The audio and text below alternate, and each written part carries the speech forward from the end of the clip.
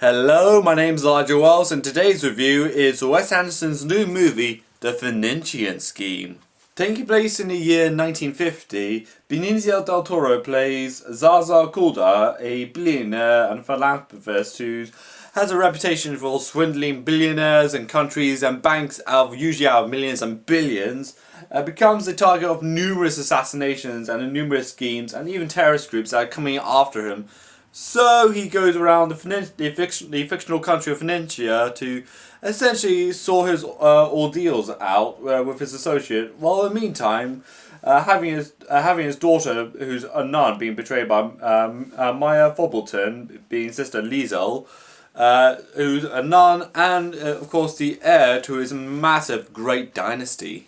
One of the busiest film directors of this decade so far is of course Wes Anderson, who's not just done the French Dispatcher I like, done Asteroid City, and also the anthology film being Henry Sugar, which is on Netflix, which he finally won his long-awaited Academy Award, which he wasn't there to accept as he was busy filming The Phoenician Scheme. Again, he is one of the most iconic stylistic directors still working to this day, to the point that his own aesthetic is pretty much very Wes Anderson-like. With a lot of very bright saturated colours, a lot of symmetrical framing as well, and a lot of usage of like whip cams and 1970s music and Bill Murray to point a few. So with another Wes Anderson film, again after somewhat of a very quick succession from not just his films that he did just this decade past, with films like I'll just say again being French Dispatch, the Asteroid City, and of course the Henry Sugar anthology films. And knowing this is like his fourth film he's made within this decade, again, a lot of anticipation was definitely really there at that point, particularly it was being premiered at the Cannes Film Festival.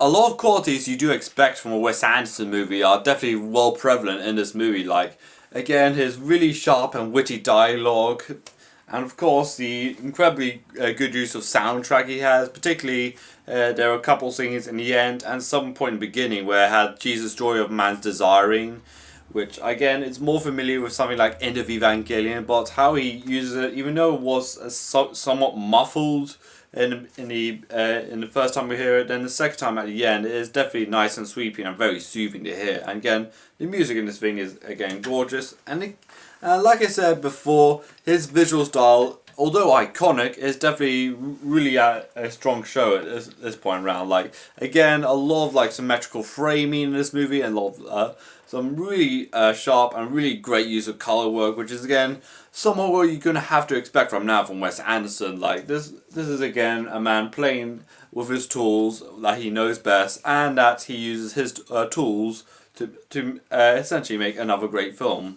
Again, how Wes Anderson does set up a scene, particularly in these films, particularly when he has a run-in with a terrorist or assassin or anything like that, like the setup of how we get to that point and how it gets paid off at the end is really intriguing, and it does bring on to a lot of satisfying moments in my opinion, and does show Wes Anderson's use of comedic timing and comedic wit to his really strong advantage, and how he uses it and wields it, and how he really does execute it, particularly in scenes like I did tell you earlier about how when Zaza does go face to face with his assassins, and then eventually near the end of the film with Benedict Cumberbatch, who again have a really massive argument like Zaza does have with all of his investors and all of his clients, and how it all gets resolved at the end. Again, how Wes Anderson doesn't necessarily build tension with these scenes. It doesn't necessarily build any tension at all. It's just somewhat of a bizarre, whimsical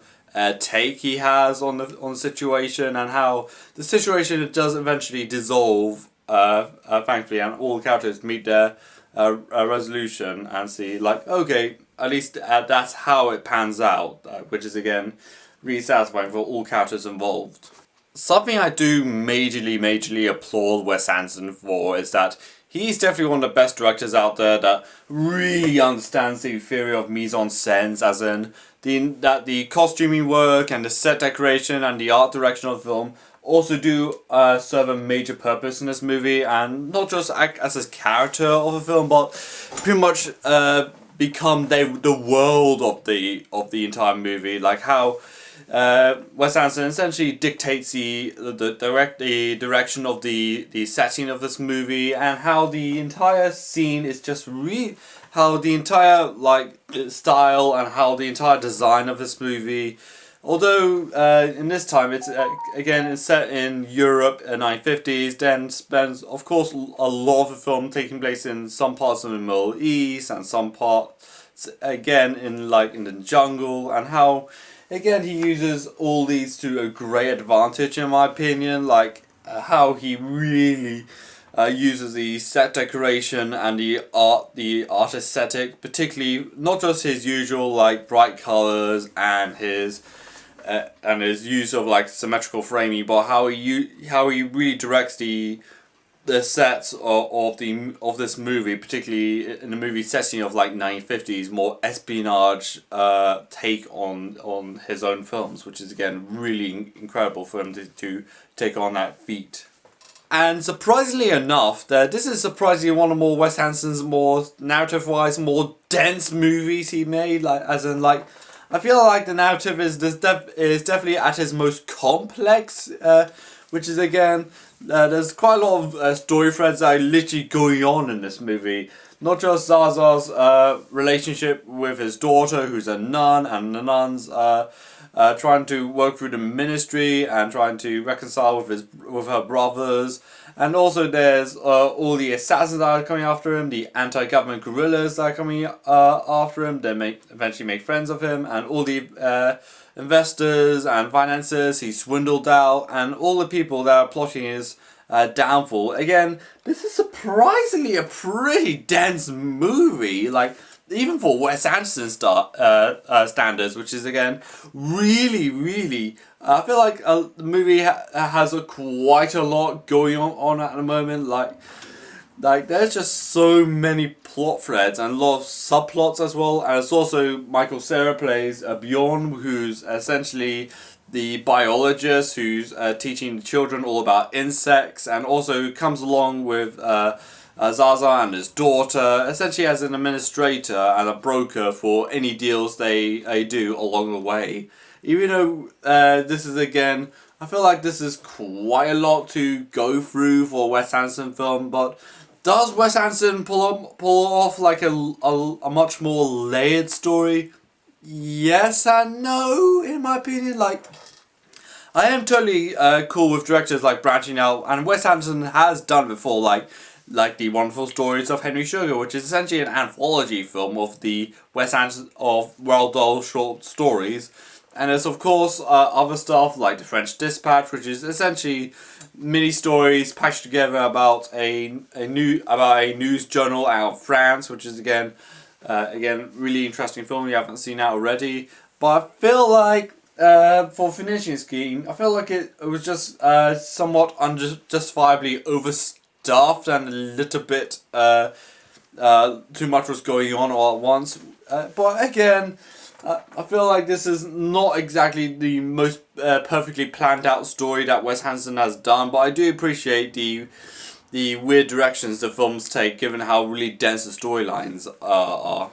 And the performances in this movie are actually again really good. Like Benicio del Toro as Zaza, he's absolutely incredible in this movie. As again as this charismatic European billionaire who's pretty much on the run from all the assassins that are coming after him. Like, I feel like he really does pull off the dark comedy espionage thriller like pretty well in my opinion, and how he pretty much understood the assignment that Wes Anderson gave him. Particularly, this is I think his second collaboration he's done after The French Dispatch as the tortured artist who doesn't want to sell his work, which is again some really good stuff right there. You do see Benicio del Toro. There's Michael Cera as Bjorn, as the who's this biologist who really likes insects and tutors all the children and as well as brokers all the deals. Again, I'm very surprised that Wes Anderson has never done anything with Michael Cera up until this point. Like, again, he was great in Scott Pilgrim. Yes, he was also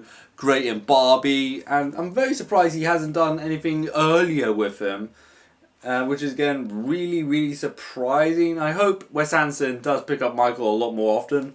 And of course, Maya Frableton, who I'm not sure if I pronounced that name correctly, but please correct me if I don't. Again, plays the nun daughter of Zaza, who's pretty much estranged from her, but gradually builds back the relation over the course of the movie, which is again a really nice and neat character arc and character development. I do really like to see in a lot of movies, particularly Wes Anderson, where he does a lot of character development and stuff, and characters going full circle, which again he does very well, particularly in this occasion with Sister Liesel. Again, she is really good. Apparently this is like her debut performance or her breakout performance. Again, she is like incredible in this movie. Like she completely knocks it out of the park. Like her performances in that film is absolutely really good. Although the Phoenician scheme does feel a bit overstaffed when it comes to the narrative department and story department, it does somewhat reels it back itself in, mainly because how really joyous the film is, and of course the performances of Benicio del Toro, Michael Cera, and Maya Fableton is also really good in the movie. The designs of the movie is really incredible, and the mise en scène is definitely executed really well in this movie. The dialogue is again very sharp and very witty of standards that you expect of Wes Anderson. The music is of course very soothing and very wonderful, with the music of Alexandre Desplat, who's again a frequent collaborator of Wes Anderson and does a really good job in there. And of course the humour and how the movie does resolve itself with its own specific arcs, and how Zaza does all these meetings and how they will build up and how they all at least simmer down for a long while. Again, this is like some really great stuff coming out for Wes Anderson, even though again this is not specifically his strongest stuff he has done. But I feel like this is definitely another pleasing treat for all Wes Anderson fans. So for the Phoenician scheme, I'm feeling a 7 out of 10 on this one.